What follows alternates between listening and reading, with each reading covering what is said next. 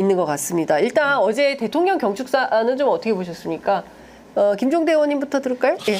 뭐 할 얘기는 많지만은 간단하게 말씀드리면 첫 줄부터 일단은 나오는 거 보고 통일 대한민국이란 표현을 썼잖아요. 역대 대통령이 이제 통일 한반도 또는 한민족 공동체 이렇게 하면서 일단 북한 체제를 인정을 하니까 통일 대한민국이란 말이 나올 수가 없죠. 그런데 대한민국으로 통일하겠다. 이게 첫 줄에서부터 나오고 또 맨 끝 줄에 통일 대한민국 원년이라고 그랬거든요. 2024년이. 그렇게 보니까 일단은 기존에 우리가 알고 있던 통일에 대한 그 기본관념이 있어요. 상호 체제 인정, 내정 불간섭 하면서 어떤 동반자로 이렇게 가는데 이 광복절 경축사는 그거를 다 갈아 엎어버렸단 말이에요. 그러니까 안에 내용이야 뭐 구구절절 지적할 게 많지만은 일단은 통일에 대한 기본관념은 대한민국이 북한의 국채와 국호를 부정하고 흡수나 정복에 의한 것을 통일로 한다. 이렇게 사실은 개념 규정이 된 겁니다. 그러면은 우리가 통일이라고 해서 무작정 다 모든 통일을 다 찬성하는 건 아니었어요. 모든 대통령이 흡수 통일을 반대한다 그랬고 또 평화적 통일은 헌법에서 추구하는 가치거든요. 근데 북한 주민의 정보 접근권을 강화하면 분란이 일어날 거고, 그건 정권 타도 투쟁으로 발전할 수가 있고, 실제 이게 이론에 다 나와 있는 얘기예요. 근거를 다 댈 수가 있는데. 그거를 끄집어내서 결국은 이것은 북한의 레짐 체인지 어떤 그 체제 전환을 통한 통일이다. 이걸 통일로 못을 박은 거예요. 이렇게 개념 규정이 딱 돼버렸다 그러면은 그 동안에 이제 노태우 대통령 이래로 7명의 대통령이 다 같이 지지하고 정부의 공식 입장으로 지켜왔던 민족 공동체 통일 방안 이게 남북 연합제거든요. 이거는 깨진 거죠. 말로는 기존 통일 방안을 계승했다고는 하는데 방법에서 완전히 일탈을 했기 때문에 이거는 이제 대한민국의 통일이 국시고 또 평화 통일을 헌법에서 얘기하고 있는데 이 부분에 대해서도 또 다른 일탈이 일어났다. 이것도 앞으로 역사 논쟁 못지않게 굉장히 또 국론을 분열시키고 우리 사회를 혼란에 빠뜨릴 수도 있는 중대한 사안이라고 봅니다. 김 의원님. 네, 뭐 저도 마찬가지인데요. 저는 이게 8.15 경축사인지 아니면 6.25 기념으로 무슨 반공 웅변 대회를 한 건지 싶더라고요. 내용이 마치 무슨 대광초등학교 6학년 윤석열 어린이가 나와서 반공 웅변 대회를 한 듯한 그런 느낌을 받았습니다. 그 중에서 제일 이제 문제가 되는 게 이제 흡수 통일을 아주 노골적으로 드러낸 건데 뭐 여러 가지 뭐 삐라 문제라나 여러 가지 있겠지만 저의 눈에 띄는 건 그 기금을 만들겠다라고 하는 거 아니에요? 펀드를 만들겠다고.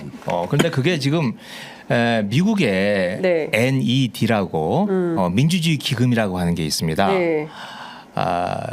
이게 말은 좋은데 사실 아랍권이라든지 또 또 우크라이나라든지 이런 쪽에 계속 맞으면 미국과 사이가 좋지 않은 정부를 뒤집어 엎기 위한 그 자금을 대주는 게 NED라고 있어요. 민주주의 기금이라고. 전복 자금입니까? 그렇죠. 전복 자금인데 그런 걸 만들겠다는 걸로 들리더라고요. 그런데 그걸 하려면 국민의 세금을 들여서 지금 만들어야 될 텐데 우리 김종대 의원이 지적했듯이 그동안의 민족공동체 통일 방안 이게 여야 보수 진보 가리지 않고 우리가 수십 년 동안 합의해온 건데 이걸 정말 손바닥 뒤집듯이 그렇게 뒤집어 버리는 것 정말 뭐 입이 다물어지지 않는 거죠. 그러니까요. 그러니까 지금 보면 그러니까 보수들이 좀 나서줘야 될 것 같은데 오히려 지금 상황에서는 이종찬 내년에 구순이 되시는 올해 98인 이종찬 광복회장이 제일 지금 앞열에서 이 삼복더위에 제일 복판에서 싸우고 계시고 실제로 보수들이 별로 얘기가 없어요. 오히려 그 조선일보 같은 경우에는 사실상 이종찬 광복회장을 공격하면서 메신저를 공격하는 방식으로 대통령실도 마찬가지입니다. 마치 뭐 본인이 추천한 사람들 인사 실패하니까 이렇게 판을 뒤집어 엎는 거 아니냐. 광복회를 또 특정 단체라고 이렇게 딱 지목을 하고 아예 뭐 이런 방식으로 지금 사실상 그 전선을 긋고 있는 건데요. 아니 조중동에서도 분화가 보입니다. 조선일보는 말씀하신 바와 같고 네. 동아일보는 조금 달라요. 네. 그래서 이번에 그 저기 통일 방안에 대해서도 북한이 이래서 호응하겠냐 이런 약간 오늘 사설이 좀 비판적이에요. 네. 그러니까 동아일보가 계속해서 요즘 글을 잘 써요. 동아일보가. 그래서 근데 그 친일 문제는 안 되더라고요. 이 김성수 인천 때문에 그런지 네. 그 벽은 못 넘는 것 같아요. 그 벽은 못 넘는 네. 것 같은데. 네. 근데 일단은 보수 얘기를 말씀하셨는데 바로 그 점이에요. 네. 저는 보수의 침묵이 좀 아프다. 왜 그러냐면은 이 독립기념관이 전두환 정권에서 만들어진 그렇습니다. 기관입니다. 예, 82년부터 시작했죠. 82년에 이제 일본 교과서 왜곡이 있고 그때 돈 500억 원을 예. 그 코올릭의 사탕 사는 돈까지 다 모은 거예요. 예. 그래서 87년에 개관을 했고 그래서 그 과거의 보수 경우에는 일단은 민족이라는 자기장은 어느 정도 일탈을 하지 않았단 말이에요. 그리고 사실은 노태우 대통령에 이르기까지 노태우 대통령이 주장한 게 민족자정과 통일의 시대. 네. 그러면서 88 선언을 하고 남북 기본 합의서를 체결했던 거 아닙니까? 그리고 YS 정권에 이르러서 이제 취임사에서 어떤 동맹도 민족보다 중요하지 않다. 이게 이제 취임사 일성이었고 물론 그 뒤에 잘못 풀리긴 했지만은 사실은 보수 정권이 어떻게 될 때는 우파의 본성이라고 할 수 있는 민족 개념에 특히 민감했다고 보는 게 한국 역사에서 두루두루 나오는 거고. 네. 오늘 중앙일보 칼럼도 사실은 이승만도 민족주의였다. 너무 욕하지 마라. 이렇게 얘기를 하거든요. 예. 그러니까 원래 보수는 그런 거예요. 예. 근데 그로부터 이제 뉴라이트라는 어떤 그 새로운 출현이 기존 보수의 담론으로부터 상당히 일탈했음에도 불구하고 보수에서 별다른 말이 없어요. 네. 이게 최근의 보수가 과거 세대와 단절된 하나의 또 변종이라고밖에 볼 수 없는 대목이 바로 이 지점입니다.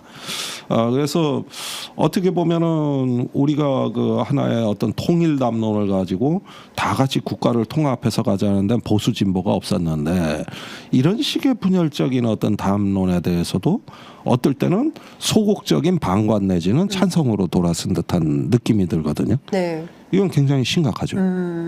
이렇게 되면은 지금까지 뭐 박근혜 탄핵, 87년 민주화 다 보수 진보가 협치해서 한 거고. 예. 우리가 그런 걸 통해 가지고 이 나라를 만들어 왔는데 네. 지금의 보수가 보수이길 포기한 거 아니냐. 이런 어떤 느낌마저 드는 보수 거죠. 참칭이라는 표현을 참칭이란 표현 쓰셨죠. 근데 지금 이제 보수 안에도 그러니까 이종찬 그 광복회장 같은 보수가 있는 반면에 신지호 같은 보수도 있는 것 같아요.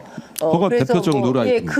대표적인 뉴라이트고. 그 뉴라이트 문제를 대하는 조중동의 태도. 네. 이게 저는 연상되는 게 이명박 대통령 집권 초기에 그때 뉴라이트가 얼마나 기세등등을 했습니까? 건국절 60주년 기념식 이 문제를 가지고 이른바 건국절 논쟁이 일어나고 그때하고 비슷하면서도 또 다른 게 있는데 제 생각에는 그때는 정말 한번 역사를 뒤집어 엎으려고 하는 그 우리 사회 보수 세력들의 어떤 총궐기가 있었고 이명박 집권 초기에 그 기세등등하던 시기였던 거죠. 그래서 한번 완전히 한번 갈아엎어 보겠다. 역사적인 관점을. 다시 친일 사과로 확 한번 뒤집어 한번 역사적 관점을 바꿔보겠다라고 하는 대단히 공세적인 거였다면 지금의 이번 논쟁은 대단히 수세적이고 방어적이고 그러나 생존 본능이 아주 노골적으로 드러나는 국면이라고 생각을 해요.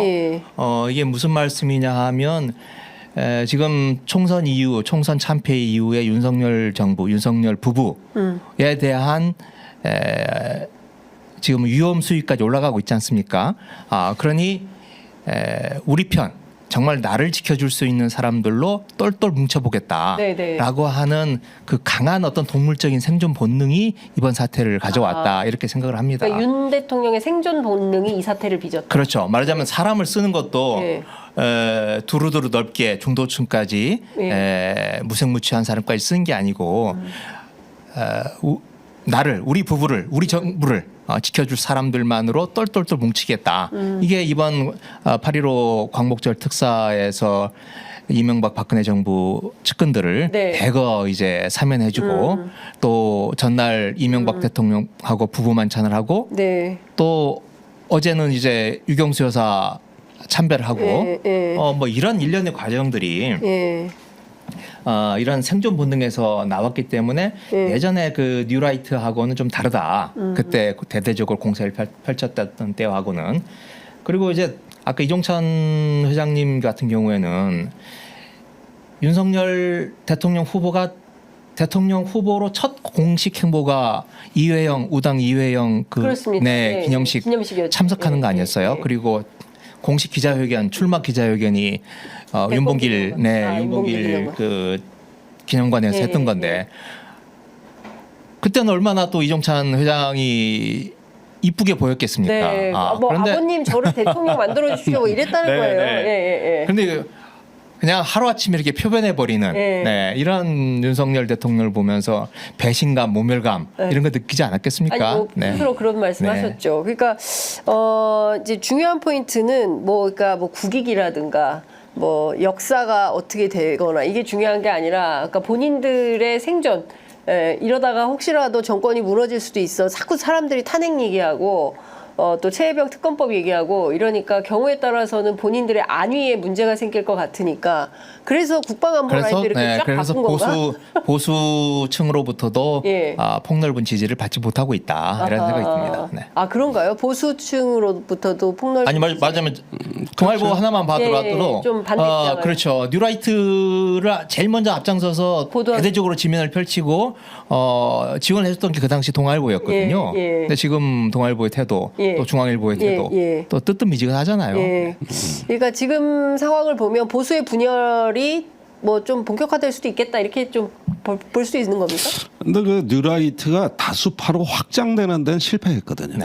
그러니까 우리 사회는 여전히 비주류예요. 그렇죠. 사실 보수 내에서도 주류라고 할 수가 없는 거예요. 그런데 사실은 어떤 거 권력을 유지하고 어떤 그 권력을 또 재생산하는 거는 이게 민주주의 사회에서 다수파 전략이어야 되는데 지금 그것에 대해서는 이미 포기한 것 같아요. 그리고 다수의 여론을 두려워하지도 않아요, 사실은. 그것보다는 단단한 나의 교두보랄까 자기 어떤 중심성에 더 집착을 하는데 이게 워싱턴 포스트의 그 밥 우드워드 대기자가 경로라는 책에 얘기한 행정 권력의 신경쇠약이라고 그렇게 표현한 거거든요. 말년에 트럼프가 가면 갈수록 그렇게 되더라는 거죠. 모든 권력을 사유화해야만 직성이 풀리는 점점 자기 자신에 대한 보호 본능에 집착하는 이런 행태를 보인다는데 우리 같은 경우는 대한민국은 경로공화국 아닙니까? 그다음에 그렇죠. 모든 권력은 여사로부터 나온다. 헌법 1조가 지금 수정돼야 될 판 아니? 그러니까 이러다 보니까 어떤 그 권력의 망상과 집착이 어떤 면에서는 자꾸 더 극단화되는 경향에 추구하는데 이게 우리 상식으로는 이해가 안 되는 거예요. 저라면 다수로부터 더 고립될 텐데 왜 저러지? 지지율이 더 올라가지도 않고 완전히 그 장벽이 쳐지는데 왜 저럴까?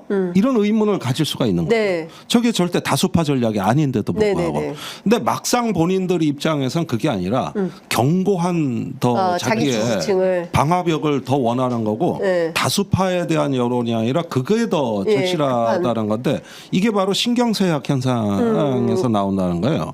그래서 권력은 그런 경향에 치우칠 수 있다는 거고 그때 극단주의가 나오는데 스웨덴의 민주주의 다양성 연구소 같은 데서 계속 지적하는 게 뭡니까?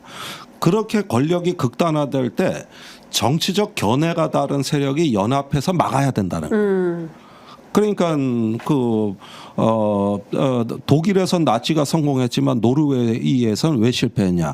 보수 진보가 연합해서 파시스트 운동을 막았거든요. 네. 최근에 프랑스의 르펜이 일당으로 도약하니까 좌파 우파 정당이 연합을 해서 네. 후보 단일화를 해서 막았거든요. 네. 우리가 박근혜 대통령 탄핵도 그쵸. 진보만이 한 게 아니라 보수 진보가 연합을 해서 예. 다수를 형성해서 막았던 네. 거거든요. 예. 이게 민주주의의 근간이라고 보는 거예요.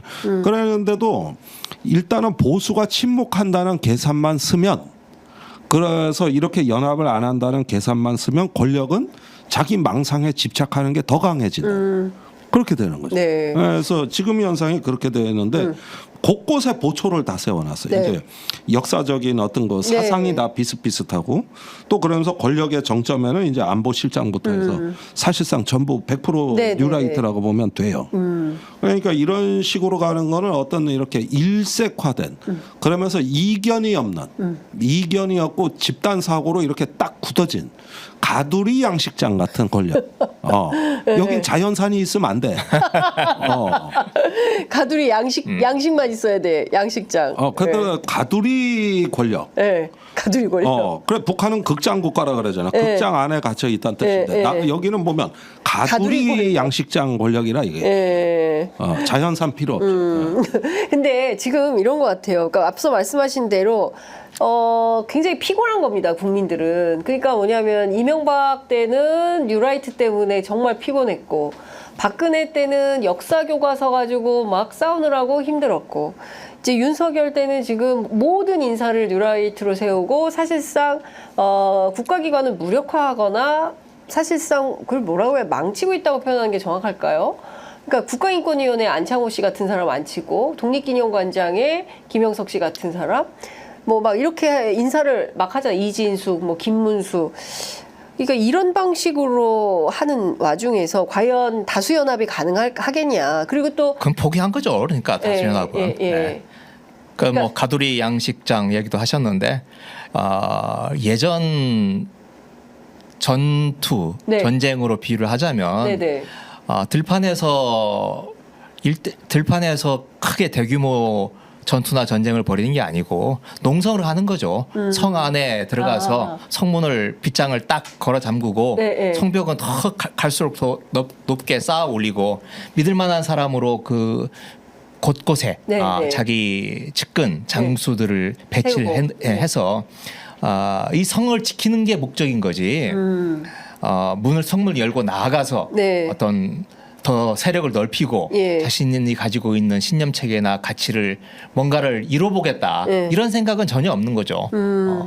앞으로 남은 기간 동안에 내 생존, 내 생명을 유지해 나가는 것, 그게 가장 중요하기 때문에 그러다 보니 사람들도 꼭 무슨 내가 이념이 있거나 철학이 있는 것뿐만이 아니라 그런 사람들밖에 남아 있지 않은 거죠. 그러다 보니까 굉장히 편협하게 사람을 쓸 수밖에 없는 그런 단계다. 그렇게 싶습니다. 그러면 지금 윤석열 성을 쌓아가지고 아무도 범접할 수 없게 내 사람들을 딱 전면 배치해서 다 들어오지 마. 우리끼리 그냥 할 거야. 라고 하면서 이걸 3년 동안 이런 방식으로 한다면 그러면은 나라가 어떻게 되는 겁니까? 아니 그 부분은 이미 정해진 길이라고 보는데 국민의힘이 그걸 다 일렬종대로 서서 따라간다는 그게 제일 큰 문제죠. 원래는 거기서부터 균열이 나야 변화의 조짐이 그렇습니다. 보이는 거고. 다수연합이 되려면 국민의힘이 바뀌어야 되고 소위 얘기하는 뭐 제3자 특검도 수용하고 뭐 이런 방식으로 가야 되는 건데 그 가능성이 지금 거의 없는 거 아니겠습니까? 좀 시간이 가면 이렇게만 가서는 이제 국민의힘 내부에서도 서로 다른 목소리들이 나오겠죠. 지금은 이제 한동훈 대표가 다른 목소리를 내려고 하고는 있으나 아직은 준비가 덜 되어 있는 상태인 것 같고 같이 망할 수는 없다 이런 이야기들이 항상 정권 말에는 나오지 않겠습니까? 그게 언제 어떤 계기로 이루어질지는 모르겠지만 서로 지향하는 바가 다르기 때문에 머지않아 또 그리고 또 야당이 어떻게 하느냐에 따라서 그 균열점은 나타날 거라고 생각합니다. 그러니까 이게 미국 공화당의 사례를 보면은 2021년에 폭도들이 하원에 난입한 때가 1월 6일입니다. 근데 그날 트럼프의 선동 연설이 있었어요. 그런데 연방 검찰이 보기에 매우 심각한 워딩이 있었는데 지금이 행동할 때입니다. 이 말이라는 거예요. 네. 그래가지고 저게 사실상 내란 선동죄라고 본 것이죠. 예. 자, 이렇게 해서 폭도들이 난입을 했는데 주범은 트럼프입니다. 그저 미국 공화당에서 다른 목소리가 나왔어요. 그래가지고 트럼프를 비판한 게 약 17명 정도 의원들이 나왔고 그 뒤에 트럼프가 탄핵안이 회부가 됐단 말이에요. 이때 공화당의 이탈표가 7표였다고. 네. 그래가지고 찬성을 했거든요. 근데 그 뒤에가 어떻게 됐느냐. 그 17명이 다음 선거에서 몰살. 다 떨어졌어요. 그러면 지금은 어떠냐 하면 없어요. 한 명도 없습니다. 다 떨어지고. 심지어는 어떤 상황까지 나왔냐 하면은 그 블랙 라이프스 매터 해서 흑인 시위대에 총기 난사를 한 백인이 있었다고. 트럼프가 이 사람을 옹호했단 말이에요. 그랬는데 공화당이 그 뒤를 따라갔다고. 심지어 영웅시까지 했단 말이에요. 그러니까 여기서 이제 극단주의 세력에 끌려가면서 그 저기 겉은 민주주의인 채 하지만 결정적 순간에 저기 줄 서고 끌려가는 모습을 보였단 말이죠. 그게 오늘날 미국이 저지경이 된 원인이 공화당의 문제라고 저는 봐요. 네. 그런데 지금 우리는 어떠냐? 국민의힘이 그 공화당을 닮아가고 있단 말이에요. 그러니까 처음에는 이탈이 있고 변화의 조짐이 있었던 거는 선거 때였고 당대표 선거 또는 총선 때였단 말이에요. 그런데 그때뿐이에요. 그때가 지나면은 저 트럼프가 지금 무슨 뭐 양떼들 몰고 다니듯이 몰려다니듯이 또 그 뒤로 도루묵이 된다.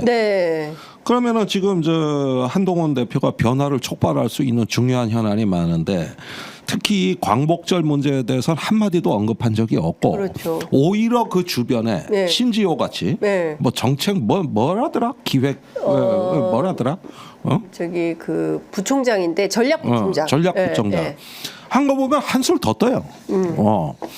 이게 뭐 극우 일본 극우 기쁨조라고 광복회를 매도하는 건 우리 상상에서는 안 나오는 단어거든요. 근데 그 측근이란 말이죠. 결국은 이런 점에서 보면은 이 여기서 어떤 변화를 기대할 수 있는 조짐이랄까 어떤 희망의 단서를 발견하기가 어렵다. 이러면서 변화의 조짐을 보려면 또 다음 선거까지 기다려야 되는 거 아니냐. 이런 생각이에요. 그건 본심도 아니거든.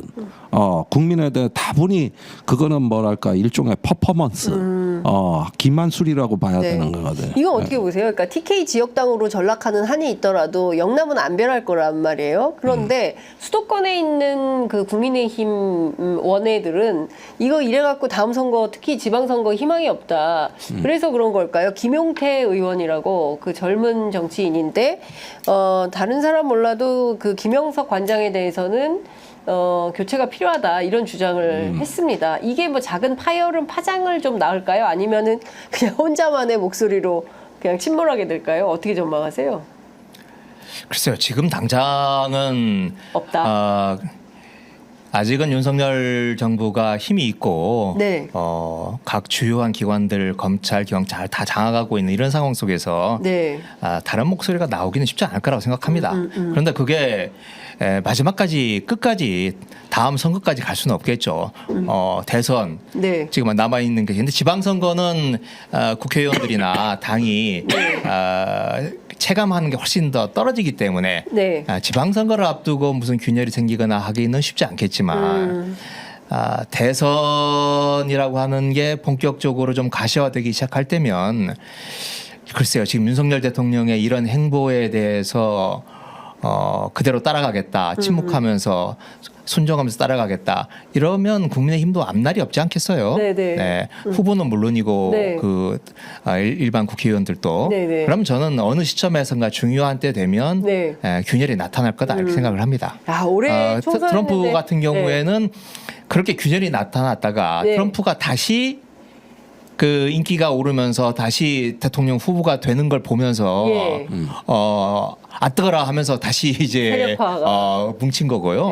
윤석열 대통령이 다시 뭐 선거에 나올 수는 없는 거니까 저는 점점점 그 틈이 아직은 그 틈이 잘 보이진 않습니다만은 그 틈이 분명히 생기고 더 커질 거다 이렇게 생각을 합니다.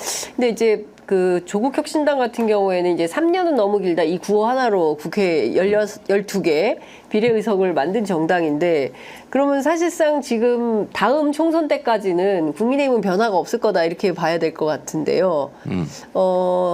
이대로 4년 가는 겁니까? 이대로 3년 가는 겁니까? 아니 그러니까 지금 제일 아쉬운 대목이 그건데 네.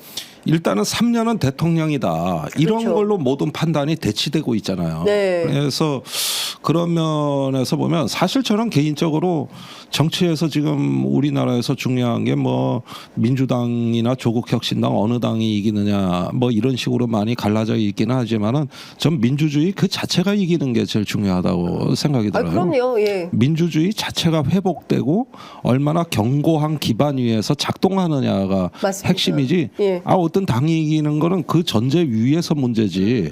민주당도 잘못하면 심판 받는 겁니다. 네. 아니, 심판 받았잖아요 지난번에도. 대선도. 네. 그러니까 이런 면에서 보면은 어떤 면에서는 정당 내에서도 다양한 의견이 있을 수가 있고 또 그런 가운데서도 또 어떤 각자가 헌법기관인 어떤 그 국회의원들끼리 또 하나의 어떤 그 소통이랄까 협치가 있을 수도 있는 건데 지금 뭐 완전히 갈라놔가지고 요즘 제가 알기로 여야 의원들이 밥을 같이 안 먹는 걸로 내가 얘기를 듣고 있다고.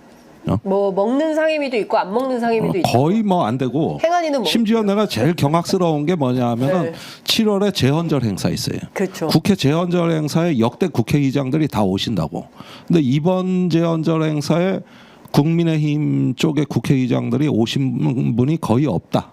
내가 뭐 연로해서 뭐 이런 얘기는 듣고 있지만은 이런 재헌절 행사도 내가 처음 봤고 네. 광복절도 반쪽 행사도 처음 봤고. 그렇습니다. 정부 수립 이후 처음이라는 거잖아요. 예. 해방 이후 처음 있는 일입니다. 근데 이 신호가 이전부터 계속 나타나고 있었고 정권에서는 이미 알고 있었다는 거예요. 예. 그래가지고 이걸 분열시키고 갈라치고 예. 오히려 이런 것들이 자기들이 편안하게 느낀 것 같아요. 그 8.15뿐만 아니라 재헌절부터 그 전부터 계속 신호가 나오고 있었어요. 그래서 이런 부분들을 봤을 때는 이 지금 우리 국회를 비롯해서 모든 민주적 장치들은 이미 고장난 지가 오래란 말이에요. 그러니까 여기에서 무언가 집권 여당이 책임 정치, 책임감을 가져야 되는데 그마저도 없단 말이에요. 뭐 할 테면 해보라는 식이거든요. 그래서 입법이 무력화돼 있는 이런 상황까지 됐기 때문에 당분간은 여기서 좀 변화를 기대하기엔 난망하다. 이건 네. 시간이 걸리는 문제지. 이 상태에서는 오히려 예. 3년 뭐 너무 길다 그랬지만은 그 3년이 길더라도 3년은 3년이다. 이렇게 생각하고 있는 거예요. 네. 그러니까 그 사이에 뭔가 어떤 뭐 변화가 생길거나 이러기는 아까 야당이 하기에 따라서 조금 변화 가능성. 네, 아니 저는 이제 좀 여러 가지 앞으로 3년 동안 어떻게 될지는 누구도 예측할 수가 없죠. 예. 뭐 박근혜 대통령이 탄핵을 당할 줄은 누가 알았겠습니까? 맞습니다. 예. 그런데 지금 뭐 최상병 특검이나 김건희 여사의 여러 가지 문제 네. 이런 것들이 곳곳에 지금 지뢰가 깔려 있는 거 아니겠어요? 맞습니다. 그리고 그 지뢰를 어찌 보면 윤석열 정부가 요리조리 하여튼 최대한 고개를 해가면서 지금 피해 가려고 하고 있는 건데 그런 한계가 있는 거겠죠. 네. 그런 의미에서 야당 의원들이 좀 더 분발해서 좀 더 진실을 밝혀내고 국민들의 어떤 공분을 자아낼 수 있는 그런 중요한 사건들이 발생한다면 언제 또 어떻게 이 국면이 네. 바뀔지는 알 수 없는 거죠. 그러니까 그 급변하는 정세가 어떻게 달라질지는 지금으로서는 알 수 없다라는 말씀을 좀 주셨는데요.